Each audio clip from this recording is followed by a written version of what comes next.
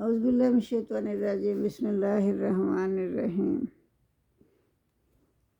آج ہم سورہ العلق کی تفسیر بیان کرتے ہیں۔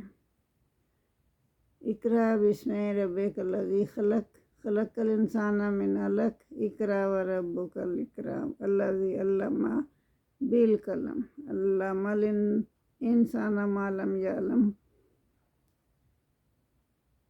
تو یہاں 1 سے لے کر 5 آیات تک اللہ تعالیٰ جو نے وحی بھیج دی نا محمد صلی اللہ علیہ وسلم کی طرف،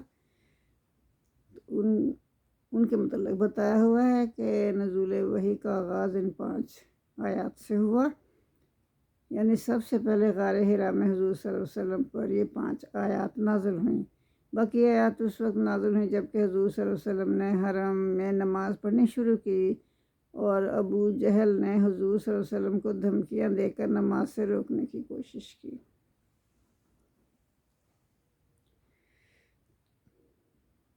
تو آیت نمبر 1 سے 5 تک حضور صلی اللہ علیہ وسلم سے ارشاد ہے کہ آپ اس رب کے نام سے جو پوری کائنات کا خالق ہے، اس اللہ کا فرمان پڑھیں۔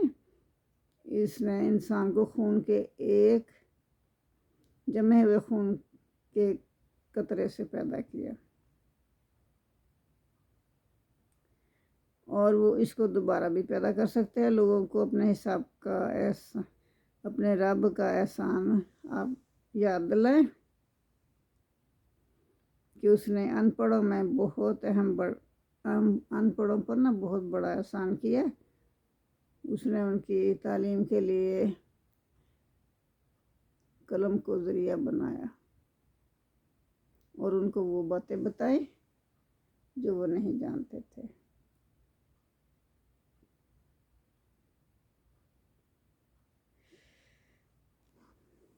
آگے اللہ تعالیٰ فرما رہا ہے کلا ان الانسان لا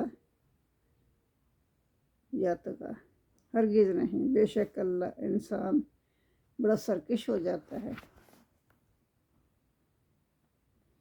ان راہ استغنی، جب وہ اپنے آپ کو بے پرواہ دیکھتا ہے یا غنی دیکھتا ہے نا، تو اس وقت وہ سرکش ہو جاتا ہے۔ انا الی ربک الرجع، تو بے شک آپ کے رب ہی کی طرف لوٹ کر جانا ہے۔ روز قیامت سب کو اللہ کے حضور حاضر ہونا ہے، اسی کی طرف لوٹ کر جانا ہے۔ انا الی ربک الرجع، یعنی کچھ شک نہیں، تمہارے پروردگار ہی کی طرف لوٹ کر سب کو جانا ہے۔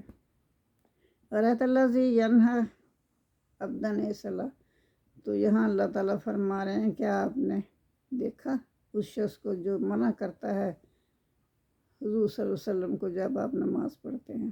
کون ہے وہ شخص؟ ابو جہل کے بارے میں بتایا جا رہا ہے۔ ارایت ان کان علی الہدی، بولا دیکھو اگر محمد صلی اللہ علیہ وسلم تو ہدایت پر ہیں، ہدایت کے راستے پر چل رہے ہیں، وہ امر بالتقوی، وہ لوگوں کو تقوی کا حکم بھی دیتے ہیں، پرہیزگاری کا حکم دیتے ہیں، اللہ سے ڈراتے ہیں اور کہتے ہیں کہ تم اللہ سے ڈرو گے، اللہ کی پرہیزگاری اختیار کرو گے تو تمہاری عاقبت سنور جائے گی۔ ارایت ان کذب وتولی، اور دیکھو اگر اس نے دین حق کو جھٹلایا اور منہ موڑا۔ علم یعلم بان اللہ یری، کیا وہ یہ نہیں دیکھتا کہ اللہ اسے دیکھ رہا ہے؟ کیا وہ یہ نہیں سوچتا کہ اللہ اسے دیکھ رہا ہے؟ یا وہ یہ نہیں جانتا کہ اللہ اسے دیکھ رہا ہے؟ کلا لئن لم ینتہی، پھر اللہ تعالیٰ فرما رہے ہیں اگر وہ باز نہ آیا اپنے ان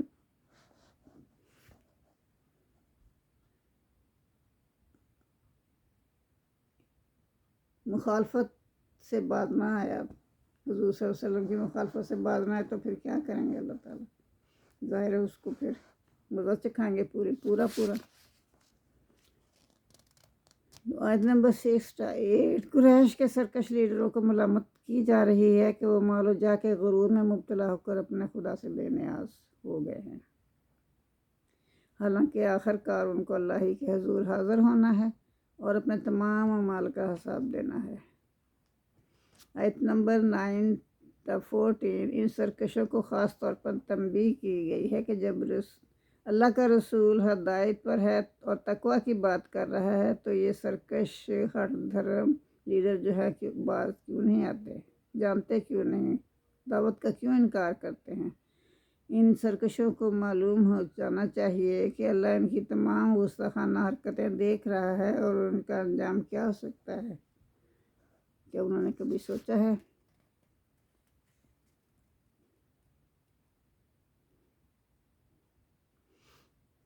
عالم یعلم بے ان اللہ یرا کلا لئن ینتہ اگر وہ باز نہ آیا تو اللہ تعالیٰ فرما رہے ہیں پھر کیا ہوگا، لا نصفا بالناصیہ، ہم اس کو ضرور گھسیٹیں گے پیشانی کے بالوں سے پکڑ کے۔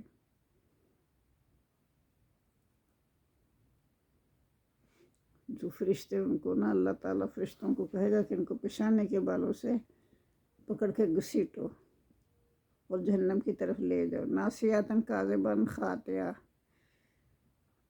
تو ان کی جو جھوٹی خطا کار پیشانی ہے، یعنی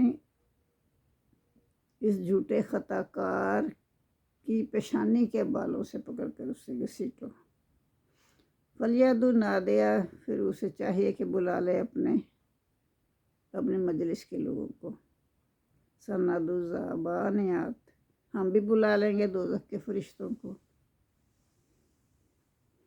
یہ اللہ تعالیٰ فرما رہے ہیں کہ اسے چاہیے کہ بلا لے، جس کو بھی بچانا اپنی سیفٹی کے لیے تو ہم بھی بلا لیں گے اپنے دوزخ کے فرشتوں کو۔ کلا، ہرگز نہیں، لا تطیعوا، آپ ان کی بات مت مانیں۔ یہ حضور صلی اللہ علیہ وسلم کو اللہ تعالیٰ رسول صلی اللہ علیہ وسلم کو فرما رہے ہیں کہ آپ ان لوگوں کی بات بالکل نہ مانیں، وہ جیسے کہتے ہیں کرنے دیں ان کو، آپ اپنا کام جاری رکھیں۔